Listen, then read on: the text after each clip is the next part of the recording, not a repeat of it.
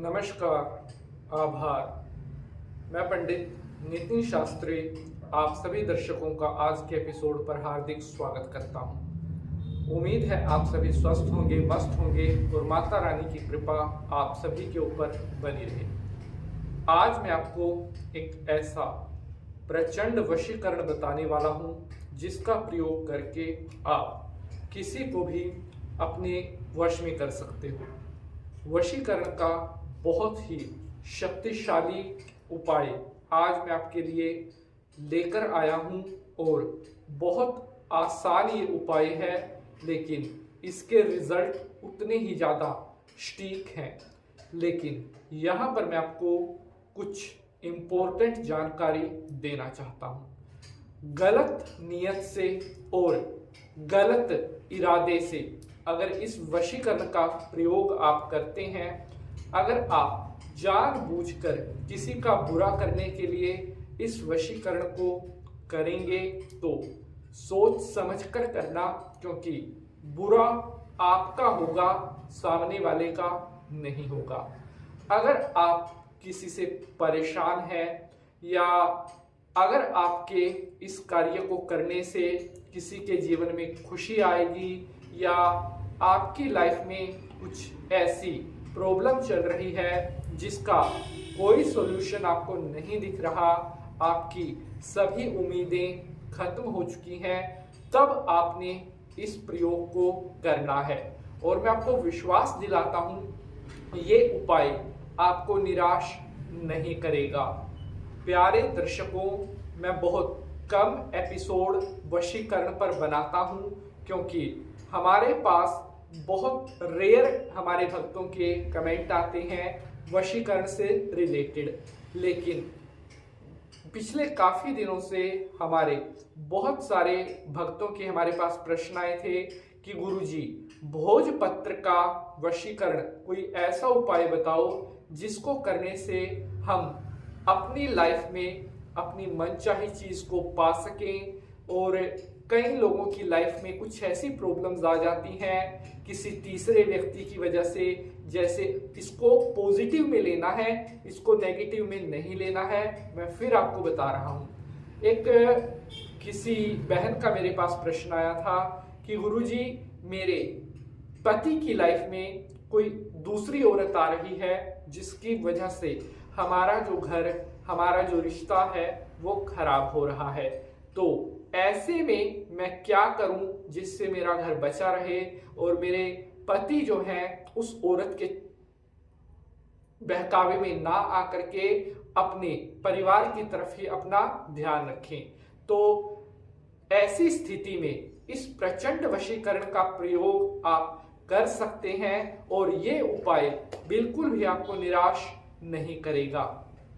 अब आगे बढ़ते हुए इस एपिसोड को हम स्टार्ट करेंगे, और अगर आप पहली बार चैनल पर आए हैं तो चैनल को सब्सक्राइब और वीडियो को लाइक जरूर करें ताकि हम इसी तरह आपके लिए मेहनत करते रहें। एपिसोड का टीजर आपने देखा है कि भोजपत्र से प्रचंड वशीकरण, मात्र 10 मिनट में किसी का भी वशीकरण का जो प्रभाव है, वो जो क्रिया है वो स्टार्ट हो जाएगी और उसके अच्छे अच्छे परिणाम आपको मिलना शुरू हो जाएंगे। तो एपिसोड में अंत तक बने रहिएगा ताकि कोई भी इंपॉर्टेंट इंफॉर्मेशन आपसे मिस ना हो सके। तो चलिए, माता रानी को प्रणाम करते हुए आज के एपिसोड को स्टार्ट करते हैं। जय माता की।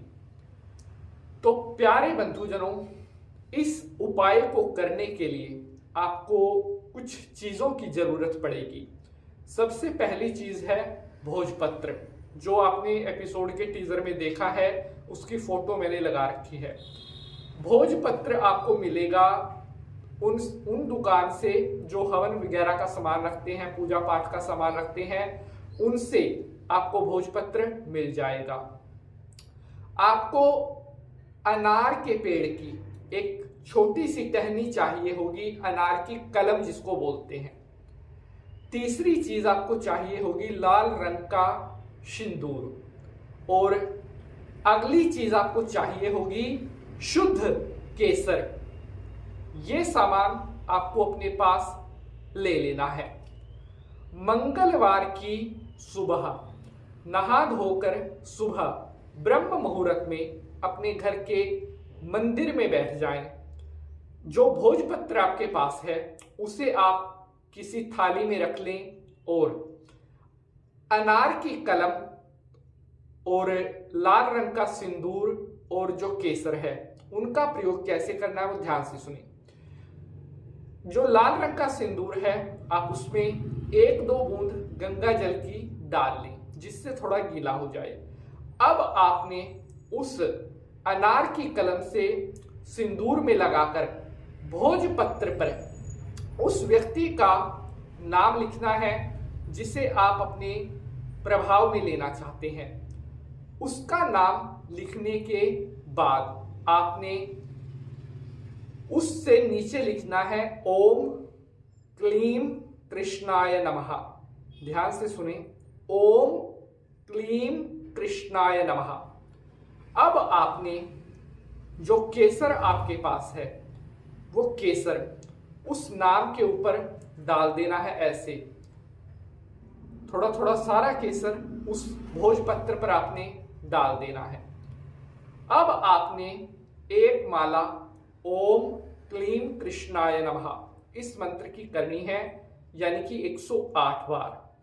उसके बाद उस भोजपत्र को कर लेना है अच्छी तरह से फोल्ड करने के बाद शहद की शीशी के अंदर उस भोजपत्र को डाल देना है और शहद की शीशी का ढक्कन लगाकर अच्छी तरह से टाइट कर उसको बंद कर देना है।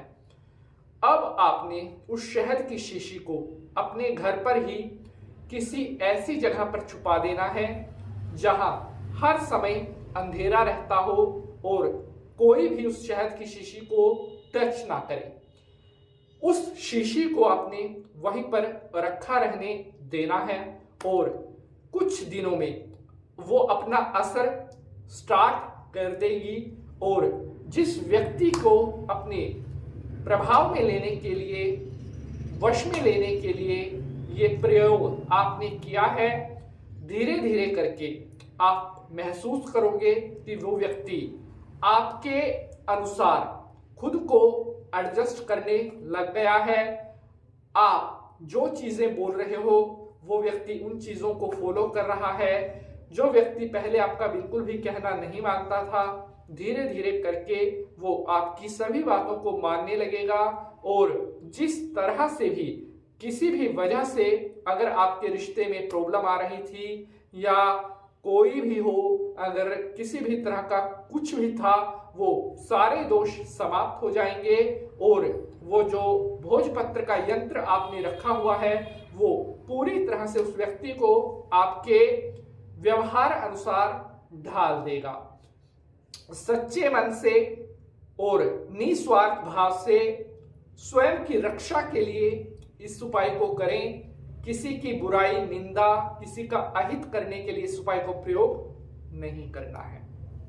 जय माता।